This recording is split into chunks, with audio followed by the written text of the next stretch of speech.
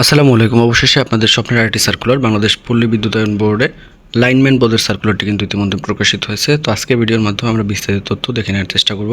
তো আপনাদের যাদের পল্লী বিদ্যুতের শিক্ষণ বিষ লাইনম্যানের লিখিত এবং ভাই পরীক্ষার আপডেট চূড়ান্ত সাজেশনের প্রয়োজন হয়, অবশ্যই স্ক্রিনে দেওয়া হোয়াটসঅ্যাপ নম্বরে আমার সাথে যোগাযোগ করতে পারেন। বাংলাদেশ পল্লী বিদ্যুতায়ন বোর্ড, তো এখানে মূলত লাইনম্যান নিয়োগ করা হবে, অর্থাৎ শিক্ষণ বিষ লাইনম্যান।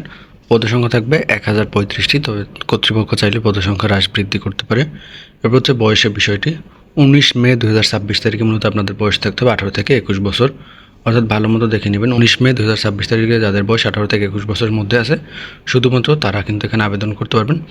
এবং যারা পল্লী বিদ্যুৎ সমিতিতে মিটার রিডার কাম মেসেঞ্জারদের ক্ষেত্রে শিক্ষণ বিষ লাইনম্যান হিসেবে নিয়োগের ক্ষেত্রে বয়স থাকতে হবে 18 থেকে 21 বছর, অর্থাৎ তাদের ক্ষেত্রেও 18 থেকে 21 বছর, সাধারণ প্রার্থীদের ক্ষেত্রেও 18 থেকে 21 বছর। এরপর হচ্ছে শিক্ষাগত যোগ্যতা, আপনাদের এসএসসি পাস হতে হবে, সেটা অবশ্যই বিজ্ঞান বিভাগ থেকে, অর্থাৎ সায়েন্স থেকে উত্তীর্ণ হতে হবে।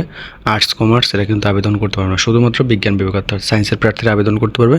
এবং জিপিএ থাকতে হবে 5 পয়েন্টের ভিতরে সর্বনিম্ন 3 পয়েন্ট, অন্যথায় কিন্তু আবেদন করতে পারবেন না। উচ্চতা থাকতে হবে 5 ফিট 4 ইঞ্চি, ওজন থাকতে হবে 110 পাউন্ড এবং বুকের মাপ থাকতে হবে 30/32 ইঞ্চি। এবার হচ্ছে বেতন, আপনারা মূলত যখন চাকরিতে জয়েন করবেন তখন আপনাদের বেতন থাকবে 15,000 টাকা। পরবর্তীতে মূলত বেতন কাঠামো 2016 অনুযায়ী আপনাদের 16,600 টাকা হারে মূলত আপনাদের বেতন ভাতা প্রদান করা হবে। www.rdb.gov.bd ওয়েবসাইটে প্রবেশ করে মূলত আপনাদের আবেদন ফর্মটা ডাউনলোড করতে হবে। তো ওয়েবসাইট থেকে আবেদন ফর্মটা ডাউনলোড করে হাতে লিখে আবেদন ফর্মটা পূরণ করবেন।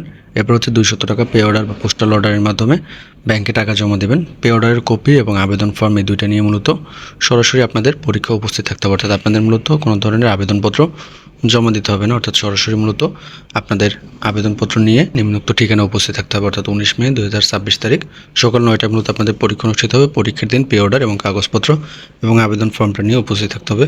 তো কোন জেলার পরীক্ষা কোথায় অনুষ্ঠিত হবে এখানে কিন্তু দেওয়া আছে, এই স্থানে আপনাদের মূলত সঠিক সময় অর্থাৎ 19 মে 2026 সকাল 9টায় উপস্থিত থাকতে হবে, অর্থাৎ পে অর্ডার, কাগজপত্র এবং আবেদন ফর্ম নিয়ে এখানে উপস্থিত থাকতে হবে। আপনাদের কিন্তু কোনো ধরনের আবেদনপত্র প্রেরণ করতে হবে না।